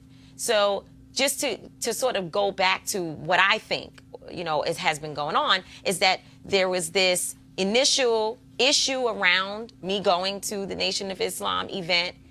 Minister Farrakhan has made statements that have been very, very, very hard and hurtful to people in the Jewish community and in the gay community. And there were questions that Jewish people had. And I was willing, and that the folks in the LGBTQ community had. And I was willing to sit down and explain it and talk and work. And so these people, I believe, sat back and watched it and said, okay, let's see if this kills them. And then when that didn't work, they tried a little bit, you know, they know that I'm a person who supports the people of Palestine. So they shifted their focus on that and tried, let's see if that kills them. And when none of that happened, and they could not work the guilt by association factor well enough, that, you know, they couldn't just say because you were in the room, you were inherently anti-Semitic. The next thing was, let's lie and put it directly in their mouths so we can make it stick for real. So that's when they began to pile on with these other accusations. Have you talked about the comments that he has made? Have you ever had a conversation with him where you said, brother, you're wrong? Yeah, certainly. I mean, we've had conversations where I've said, I don't agree about this particular, you know, your view in this particular area. And there have been times when he has said, I don't agree with the organizing strategy that I may, you know, be following. You know, his position, particularly around voting, has been a point of contention in terms of what the Nation of Islam believes and what we believe. Because the Nation of Islam does not believe in voting. They don't believe that voting is the answer. There are some people who vote, but it is not their overall strategy for black liberation. So the reason I asked you that question in terms of, have you talked to him or challenged him on his statements, and you just said you have, is that Cornel West has been very vocal about Farrakhan being a friend, calling him a brother, but writing in books and talking publicly how he has challenged Farrakhan. And I'm saying that because it's interesting when I listen to people who talk about this, who actually don't have any clue about black people, who don't actually understand that. But yet Cornel West is still booked on television shows all across the country, teaches, speaks all across the country, and folks have not said, how dare you associate yourself with Farrakhan, even though he has said, I love my brother, but we've had hours and hours and hours of vigorous battles over his anti-Jewish, anti-LGBT comments. As you have gone through this, so for instance, when you were on The View on Monday, and Meghan McCain kept asking you, do you denounce Farrakhan? Do you believe that what your critics want is they want to hear you say, I denounce Louis Farrakhan? Go ahead. I've been asked by a number of people to do that. I mean, I've been asked to condemn, to denounce, and I have said and will continue to say that I do not agree. My position, to be very clear, is that America has condemned and denounced black people for far too long. I am not going to participate in using that type of language to describe anyone in my community, and particularly someone who has been engaged in saving the lives of young black men that I have to work with every single day. I go into prisons. I work with young men who have actually committed some heinous acts, things that I definitely don't agree with, but I don't come outside and condemn them, or else I can't go back inside and work with them. The men who killed my son's father, I have never condemned them or denounced them. Am I hurt? Does it hurt me? Are we angry as a family? Absolutely. But we haven't condemned them, because I believe in the work that I've been doing that the person on the shooting side of the gun and the person who's the victim both deserve the love and attention of people who claim to be black liberation fighters. That's just who I am. So you can't take that from me, because one thing that is 100% sure is that I cannot separate with my skin color. I can't separate with who I am walking into the Women's March space. That's just not who I am. And if intersectionality is going to represent all of us, then people have to be willing to understand that what is important is who I am. Louis Farrakhan, Minister Farrakhan, is not a part of the Women's March. He has not been at any meetings. He's never spoke on any of our programs. He's not helping to write the policy agenda that we're releasing tomorrow. He is not involved in any way. And in fact, the infantilism of, we tell you what to say and you must be using his words, but yet everyone is fighting for women to have agency over their bodies and their minds and the ability to speak for themselves. And yet people are going to take the words of a man and make them something that I'm supposed to die for on the cross. I'm not going to do that. I reject that. I don't agree with statements that Minister Farrakhan has made in a number of areas, and that is okay, because I don't agree with stuff that Roland Martin says, and we know you don't really care, but you know, I don't agree. And I mean, and not to make light of it. No. Seriously, there are times when people have challenged me, where I have to challenge others in our community, but I also understand the sensitivities around denouncing black men, denouncing black people, and the denouncement and condemnation that has happened to us for far too long. You talked about releasing this tomorrow. The event is taking place on Saturday. Do you, Carmen Perez, Linda Sarsour, Bob Bland, do you have any intention on walking away and quitting the Women's March, this organization? No, we are serving out our terms. We are but we have term limits based upon our bylaws. How long is the term? And we're serving out our term. They would love to take that and chop it up and have that all over the place. We're serving out our terms, and we came here to do a job. And if you look at the body of work that the Women's March has produced, we have held protests around some of the most important moments in the last 2 years since this administration has been in place. We've been one of the leading resistance groups and the most intersectional movement in the world in terms of ensuring also that marginalized people are in sort of like the secret sauce to the conversation. We keep on making sure that we bring up Shakisha Clemens, who was attacked by police officers in a Waffle House. So we won't allow people to talk about any issue, not reproductive rights, not one issue, without looking at how it impacts people who come from oppressed and marginalized communities. And that is the reason why there is a continuous onslaught. Again, because you got to be real clear. There are people who have legitimate questions and concerns, and those people deserve the time and attention and affection of the Women's March, because only through that will we be able to really move forward as a strong movement. But that is not all that we are seeing happen here. And anyone who believes that all this is just people asking questions, they're wrong. Because Meghan McCain asked 6 questions at once. She never stopped to allow me to answer any. And I don't even want to use the wrong word right now, but the nerve of people to believe that because she did all that I was supposed to just answer her as she said. So Massa, you get to tell me how to respond. That's not going to happen. And if people can't understand the implications of a white woman yelling at me and trying to badger me into saying what she says, even if I wanted to say it, I wouldn't have said it the way in which she was speaking to me. That's right. question from each panel. I'll start with CJ, go to Scott, then Greg.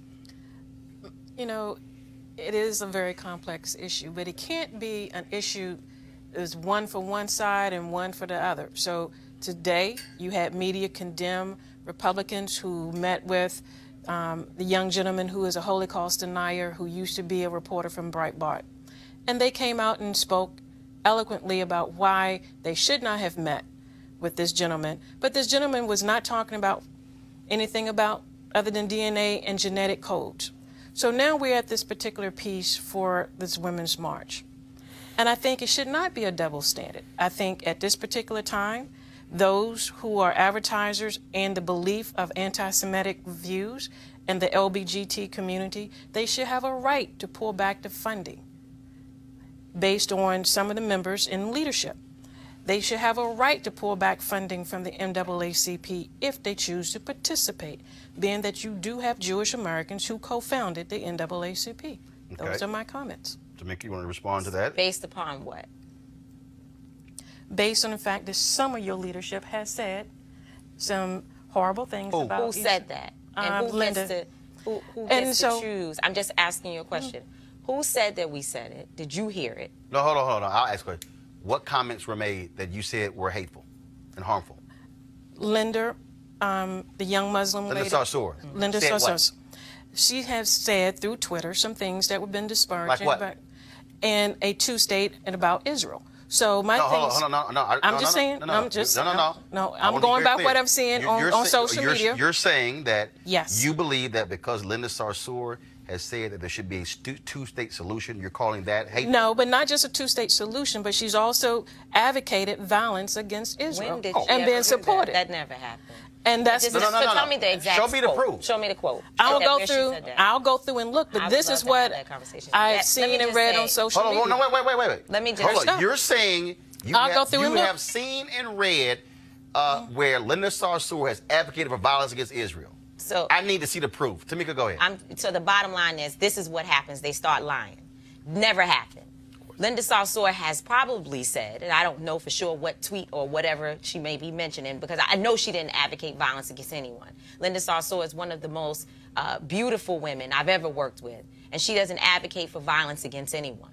What she has said is that if you are killing a particular group of people, that there may come a time when those people retaliate.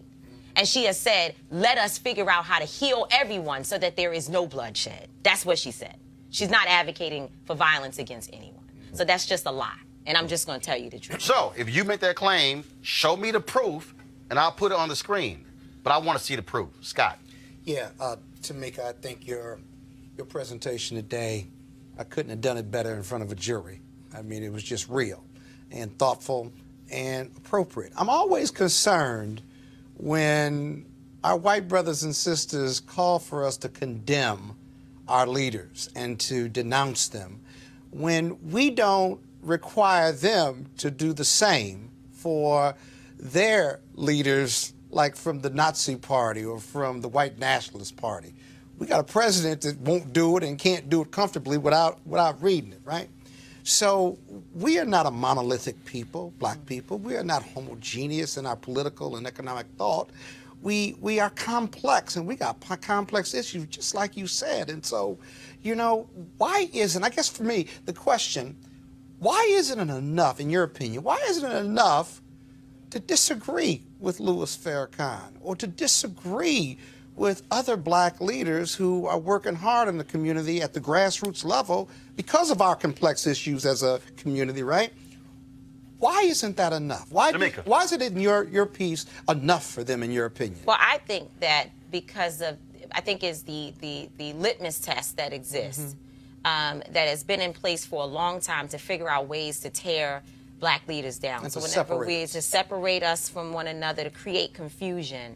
And so whenever they feel like one of us is actually gaining in terms of building a real sustainable movement, they begin to use these different tactics to try to discredit you.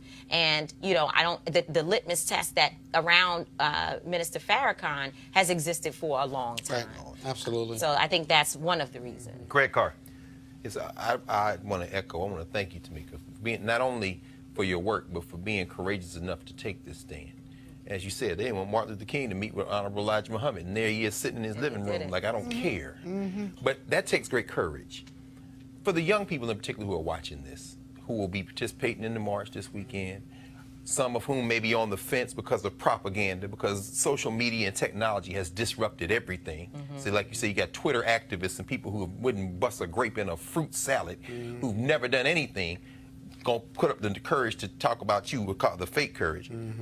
To the young people watching this, what would you say to them to help them sort through all this confusion and get past it to this black unity? And I say this as somebody who has met Minister Farrakhan, attended many meetings, who understands that the least of these, the rejected by this society, there's a reason why they gravitate to the Nation of Islam, because they are not turned away. You talk about marginalized people. What would you say to those young people who are watching you now, who have seen you lay this out, and who are a lot more clear, but still may need a little bit more to understand what they should do next? I would tell them, first of all, they need to make sure they're studying their history, that there's always been tension in movements. There's always been confusion, and in fact, white supremacy is set up in a way that it is supposed to create confusion so that people are not able to get focused and to unify. So what is happening right now is that there is a power grab that seeks to take away your voice, really. That these young people need to know that they are the energy. They are the energy that is needed in this moment to keep this movement going. My job is to be here to facilitate a place for them to have a voice. It is not for me to be the leader that is exalted, that everyone is going to love, because I'm definitely flawed. I'm going to make mistakes. I'm certainly not going to do everything right. But this movement is about all of us. And so young people who are watching need to know that they're showing up not for Tamika Mallory, not for Linda Sarsour, not for any of those things. You're showing up for yourself. You're showing up because your parents may be a part of those who are not working right now in this government shutdown. You're showing up because we're releasing a policy agenda tomorrow that deals with gun violence, that deals with immigration policy, that deals with issues, health care and reproductive justice, you're showing up on behalf of yourself. You go to movement spaces to get more courage and more resources and information to go out and be a stronger movement, and to be a stronger leader in your local community, but not to be there just because you like one person. So that's what I would say. I want to bring in Adam Sir of The Atlantic. And the reason I'm doing that, because Adam, back in March of 2018, you wrote a piece. Here we go to my iPad. You wrote a piece, and it was called "Why Tamika Mallory Won't Condemn Farrakhan." To those outside the black community, the Nation of Islam's persistent appeal, despite its bigotry, can seem incomprehensible. You wrote it from a perspective of being black and Jewish. Can you, just your thoughts about all of this drama that we have seen over the last year or 2 years? I think that, when I wrote that piece, what I was really trying to do was, rather than tell anybody how they should respond, was to explain both sides of this conflict to each other. And in particular, I felt as though there were a lot of people, a lot of white and Jewish people who found the idea that anybody would associate with Farrakhan really incomprehensible. And so I just wanted to explain why that would be the case, why someone would do that. I think, unlike the Republican Party, the Democratic Party and the left in general is diverse. It's made up of a lot of different types of people. And whenever you have a diverse coalition, you're going to have friction. There's going to be conflict over because different people have different experiences. They have different priorities. They have different traumas. And I think that what we've seen around the Women's March is a result of that friction. The optimistic side of this is that the fact that the coalition is diverse means that there are people in that coalition who can negotiate and work it out amongst each other. The problem with the Republican Party, as it is constituted at this moment, is that it's so not diverse that there's nobody within that coalition to say, hey, you shouldn't treat these people like that. Whereas what you see with the Women's March is, you have one side saying, this hurts me, I don't like this, and another side saying, I didn't understand that, I'm going to learn from it. What's also interesting when you talked about these coalitions in the left, but if you actually, first of all, any of the people who've actually listened to Minister Farrakhan, Nation of Islam, you would think you're actually listening to a Republican talk. I remember at the 20th anniversary of the Million Man March, the point when Minister Farrakhan brought up this line of sisters, and he was praising their beauty and their ability to cook and to sew. And I guarantee you there's some sisters who were sitting there like, I know he is not doing this. And I think that's also part of this failure for people who just really have no clue about black people to understand how black folks can listen to Farrakhan or Elijah Muhammad or Malcolm X and go, okay, that's BS, but I'm gonna listen to this. Mm-hmm. Right, and I think Farrakhan's ideology is actually pretty conservative. It's very self-sufficiency and economic independence and black capitalism, really. And I think that from the outside, people make this mistake of thinking black equals left when that's really not the case, and it's especially not the case with the Nation of Islam, which is a fundamentally conservative organization in the small c sense of the term. But I also want to read this. One of the books, I've been talking about this for the last couple of years, is Dr. King's book, Where Do We Go From Here, Chaos or Community? Which, if anybody reads this book, what we have had to deal with the last 51 years since he was killed, I mean, he literally lays out in 1967. But here's a passage, and I would love to get your thoughts, Adam, and I want to bring in my panel, Tamika, as well on this. This is what Dr. King, okay, let me say it again. Everybody in the back. This is what the Reverend Dr. Martin Luther King Jr. wrote in 1967 when this book was published. He said, quote, "While I strongly disagree with their separatist black supremacy philosophy, I have nothing but admiration for what our Muslim brothers have done to rehabilitate ex-convicts, dope addicts, and men and women who, through despair and self-hatred, have sunk to moral degeneracy. This must be attempted on a much larger scale and without the negative overtones that accompany black Muslimism." That was MLK. Yeah, I mean, he laid it out pretty clearly. And I think, my perspective on this is I don't begrudge anyone who feels like they can't trust the Women's March now because of their association with Farrakhan, but I also don't begrudge people who feel like this is a conflict that can be resolved and choose to continue to work with the Women's March. To me, it's a matter of conscience. It's up to each individual person. I'm going to bring in the panel here. Tamika, I want to start with you. Reading that quote, first of all, when I was reading the book, I was like, damn! But reading that quote, and then when you think about the fact when Malcolm X privately met with Coretta Scott King, when Dr. King was in jail in Birmingham, when Malcolm X, despite all the things he was saying publicly, we learned through Ruby Dee and Ossie Davis, went to their hotel room on August 28th, 1963, and said, let Dr. King know if he needs my help. This is on the day of the March on Washington for Jobs and Freedom. I'm there for him.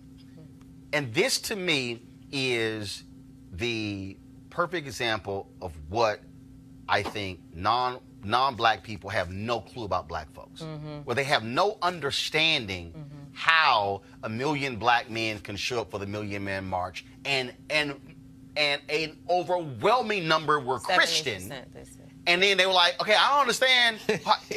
What are y'all doing? Why are y'all showing up here? They didn't understand why there were black gay men who were showing up to the Million Man March. Like, what are you doing? And because they have no clue about black people. Yeah.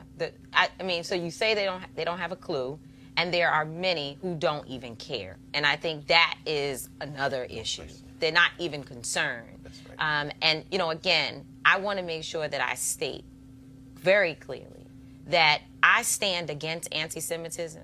I stand against homophobia. I stand against bigotry and oppression of all people. All people. However, I also stand in my black skin.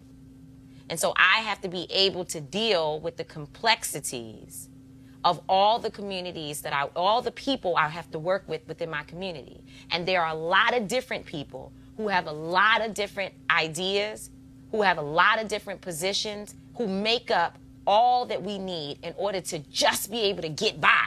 Forget about becoming like, you know, Barack Obama out here. I'm talking about just being able to like get a slice of bread. Right. There's a lot of steps to that. Right. So I'm not going to allow people to tie me or link me to this in a way that erases my work, who I am, that for 20 years of my life I have organized under the King tradition, actually. And that tradition says that we focus on fighting systems of oppression and not people that we don't necessarily agree with on particular positions. That is not the goal. There is no way for us to use condemnation and denunciation and then think we somehow going to be able to come back to the table and work together on trying to figure out these incredibly difficult issues around our children. And the other thing I want to say, because they'll run the clip and say I said that people are killing people and whatever. The question here today was whether or not my sister has called for violence against anyone. And what I'm saying is her position is that people who are put in certain positions may do things that she does not necessarily agree with. Let's figure out how to make that end. Greg? Well, I mean, brother, when we looking at the McDonald's clip last week, I think about the fact that, Claude McKay wrote a poem, said, "We must die, let us nobly die." You just gonna let somebody punch you in the face? I mean, at the end of the day, I couldn't have put it any better than Tamika Mallory just put it in. You just put it, sister. I'm against all forms of oppression. I'm against anyone being oppressed. And I am in that position in my black skin. So I'm saying I'm against anybody who harms any African who's in harm's way, any human being in harm's way. Right. But when you think about that in the context of our struggle, you also said it brilliantly. There are some people who just don't care what black people think. Right. Any argument we would have here, they're looking at all of us in the same way. And when I think about the fact that the Nation of Islam, I mean, I knew Khalid Muhammad, I knew Jesse Jackson. You go all the way across the road. You can go Barbara Reynolds. You can talk about anybody in our community. We are not a monolith, but one thing we all agree on, we're all in danger. Yeah. And so anybody who wants to condemn you, who has never done anything for us, mute. I don't want to hear it. The other thing is, let's be honest, there's on a number of subjects when it comes to black people, there is fear and ignorance out here if you don't look like me. Yes. And secondly is this, those who are fear or ignorance and who want total condemnation, ignore for the Nation of Islam, ignore their tremendous work in the prison system, in prison complex system, their work and their effective work in the community that Dr. King spoke about. But you ask about those million men who showed up, who were Christians and gay, and the issue of atonement and personal welfare and handling your business and standing up and being a father and a husband and doing the right thing. That day, and on many days, most people don't know that Louis Farrakhan doesn't preach from the Quran alone. No. He preaches from the Torah, and he preaches from the Bible and the Quran. Well, in fact, if you actually read the books of Muhammad Ali, even though that was so ignored at his funeral, that was also part of when he came in, where they were taught they had to actually read both. Same with Malcolm X, where the Torah and the Bible. I want to get CJ I think that's an important point for us to remember. I want to get CJ in here with a comment on that, and then I got to ask one more question. And Adam, I want you to respond to this, and Tamika. CJ, go ahead with your comment. No, I mean, being black, it is very complex. I mean, even we're not monolithic within the as black Republicans. Sure. Different spheres from us. What I hope when you talk about the Women's March coming up, that you take a step back and have a dialogue with us. Who's us? Us who? Black Republicans. I got this guy. And figure out, what that we're doing to benefit the community. Because it can't just be, if you said there's a whole lot of us, if you're not inviting us to have a conversation. I mean, there's the First Step Act that we've done, and you talk about the work that Farrakhan has done in reform prisons. And there were actually women who worked on that who've been to the Women's March. So I'm just trying to understand when you say you want, okay, hold on. When you say you want them to invite you, it's open to anybody. So Right. what do you mean by No, invite us? I want her to invite us and have us come in and sit down and have a closed-door conversation. To have a conversation to begin. This is the first time I've met this young lady. Previously asked anybody in the Women's March for that. This is the first time I've. Okay, got it. Go ahead. All right, go ahead. So am I going to respond to that? So first of all, just the mere fact that you are a black woman, my door is always open to you and all women. Come on, in general. So you call me and we can talk about anything. But I think that we're starting in the wrong place. The first thing I need is something to attract me to call you because I need you for a reason. There's something that you must be working on that fits into the principles of what the Women's March is trying to accomplish.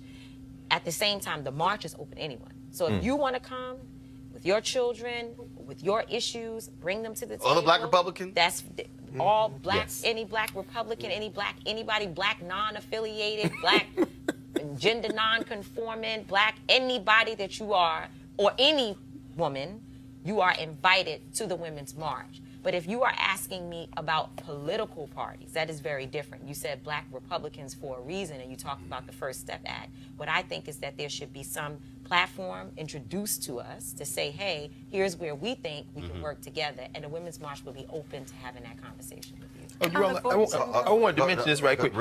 21 years ago, they had a million women's march in Philly. I remember keeping everybody's kids, my godson, everybody. It was at least 500,000 women on the Parkway. Adla Shabazz and them was there, Maxine Waters. Right. You're in a tradition, and you notice for 20 years plus of organizing, you didn't just start, you came in that tradition. These people need to understand who you are and who black women are. The last thing I need to talk about, I want Tamika to respond to this, and Adam, definitely want to get your thoughts on this. So the letter was released, and this is what it's called. Go to my iPad. Black Women Leaders and Allies Support for Tamika Mallory, Co-Chair Women's March, Inc. Dated January 16, 2019. Dear Women's March, Inc. Board of Members, we the undersigned are writing to express our universal, unified, unwavering support and love for our sister leader, Tamika Mallory. Many of us have mentored, worked with, and or been on the battlefield with her in the fight for civil rights, human rights, women's rights, racial justice, criminal justice, workers' rights, gun reform, and social justice for oppressed and marginalized people of all races, genders, income, and ages for decades. Tamika personifies the strength of Sojourner Truth, the tenacity of Shirley Chisholm, the warrior spirit of Fannie Lou Hamer, the grace and power of Dr. Dorothy Irene Height, and all of those ancestors whose shoulders she and black women across the generations stand on. And then, as I go down here, I just wanted for folks, so you know, who signed the letter. This was as of January 16th. Melody Campbell, President, CEO, Black Women's Roundtable. Cora Masters-Berry, former First Lady of D.C. Also, Cleola Brown, President of A. Philip Randolph Institute. Latasha Brown, co-founder of Black Votes Matter. Donna Brazile, past interim chair, DNC. Thomas Dortch, chair of the board of 100 Black Men of America. Kristen Clark, President and Executive Director, Lawyers Committee for Civil Rights Under Law. Michaela Angela Davis, journalist and activist. Rosalind Brock, Chair Emeritus, NAACP. Janetta Cole, National Council of Negro Women. Leah Daughtry, Convener, Power Rising. Derek Johnson, as he said earlier, President, CEO, NAACP. Avis Jones DeWeaver. Diane Babineau, Felicia Davis, Hazel Dukes, Reverend Tony Lee, Carol Joyner, Dr. Julianne Malveaux, Mark Morreale, Mignon Moore. And the list go Reverend Franklin Richardson, Susan Taylor, Dr. Elsie Scott, President and CEO of the Congressional Black Caucus Foundation, Dr. Barbara Williams Skinner, and the list goes on and on and on. And so first I want to ask Tamika, get just your thoughts on these black women being very public, and black men on here, being very public for their support for you. Yeah, I mean, I think, yes, they are supporting me because many of those folks have whipped me along the way, you know, got me in shape, helped me straighten my back and talk right. And, no doubt. And I love them for all the moments when they challenged me and loved up on me. But I don't think this is as much about me as it is the moment that we're in. That they see what is happening to me, what is also happening to Angela Davis, what is also happening to Maxine Waters, what is also happening to Ayanna Pressley, and they are standing up to say we won't roll over and allow it to just go without there being a response from our community. And so what I hope is that people understand that I am actually I'm in the middle here of like trying to hold back everybody, calm down, we all gonna be all right, we're gonna get through this, because black women if you check social media after again watching Meghan McCain's behavior, and also paying attention to these last few weeks, how black women have just been under attack, I think that what we're going to see is a response from black women that I'm not sure folks are really ready to deal with. Because when we get upset, it's not like anything else. We know that no one is really going to protect us, so we have to protect ourselves. And whenever we see it, and it's unfortunate, you know, and it's something I think I should say here on your show. It's very unfortunate because there are those who felt like, you know, maybe you shouldn't talk. You know, maybe you should just be quiet and kind of fade to the back and let's get through all of this so we don't cause no more issues. Like, let's just protect you. But it doesn't protect me. And it's almost like I needed to go out in the public square and allow them to attempt a public lynching so that people could see, so that folks could say, hey, something is happening to our sister. And that is also happening to too many others. So unfortunately, let me say fortunately, people are having sound conversations. Rabbis also released a letter saying we still support the Women's March. And Jews of color, not just black Jews, but Jews of color, released a letter where I think over 85 of them said that they are coming to the march, that they support us, and that we're in dialogue. And they talked about how they are also erased from their own community. So these issues are bigger than me, and it's deeper than the Women's March, but it's the moment that we're in. And Adam, so I'll ask you, this will be the last comment for the show, obviously this topic.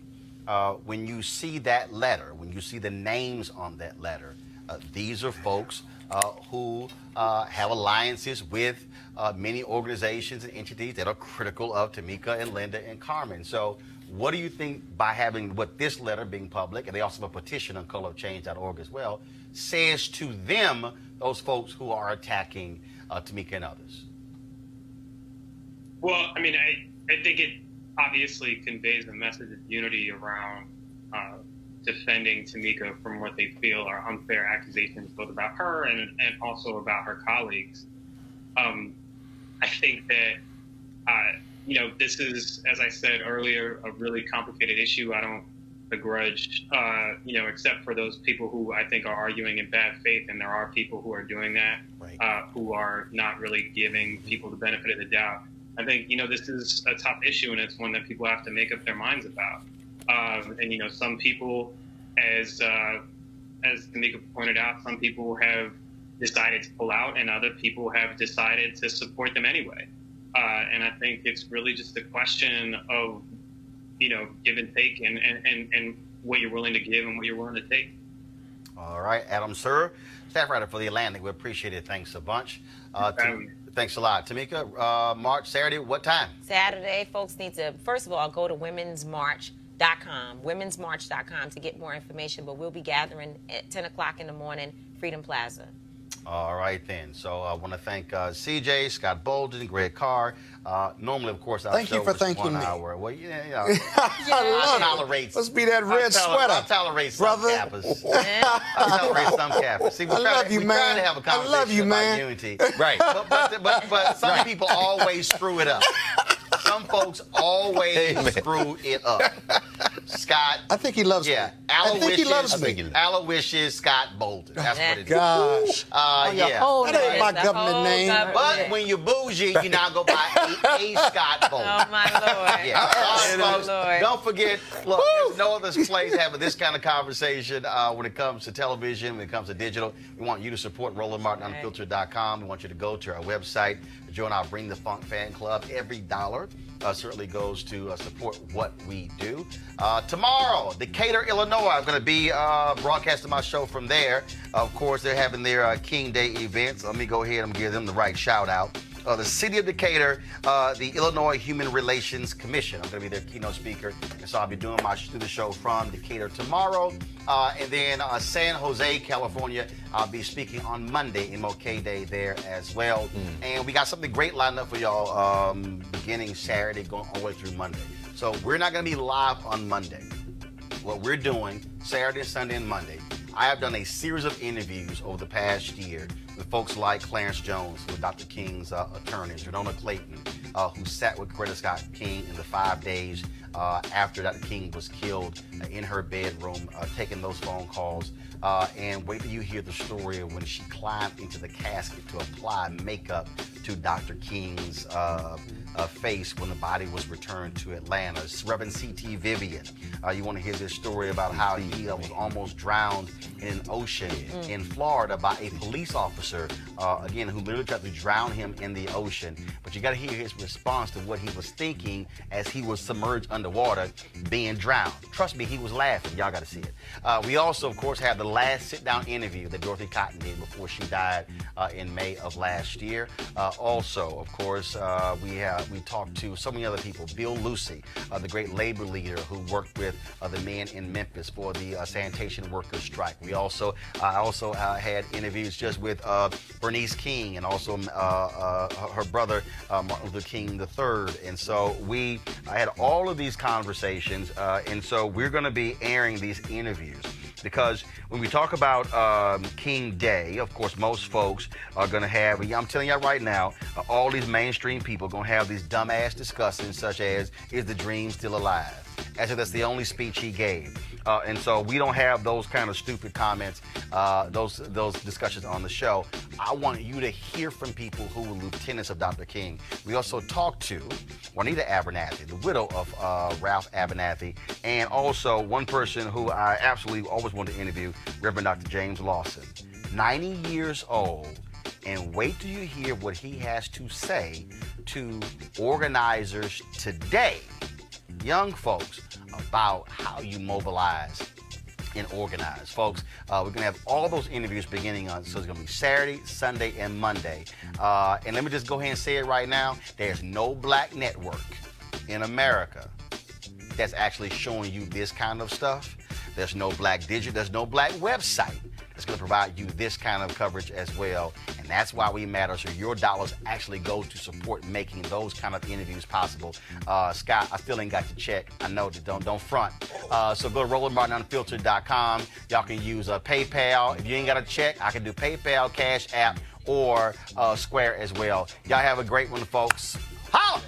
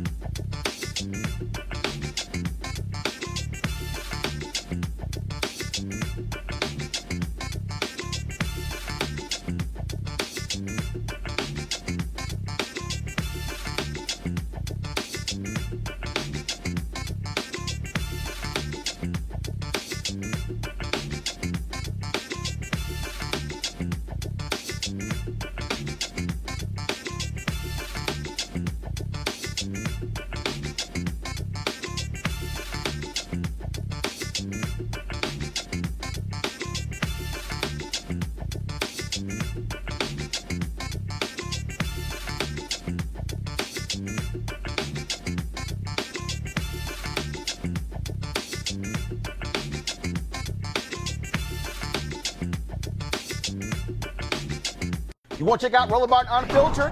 YouTube.com/Roland S. Martin. And subscribe to our YouTube channel. There's only one daily digital show out here that keeps it black and keep it real. It's Roland Martin Unfiltered. See that name right there? Roland Martin Unfiltered. Like, share, and subscribe to our YouTube channel. That's YouTube.com/Roland S. Martin. And don't forget to turn on your notifications so when we go live, you'll know it. Hey fam, want to check out Roland Martin Unfiltered, the blackest show on all of digital, cable, and broadcast. Check out our audio podcast. There's only one daily digital show out here that keeps it black and keep it real. It's Roland Martin Unfiltered. Press play.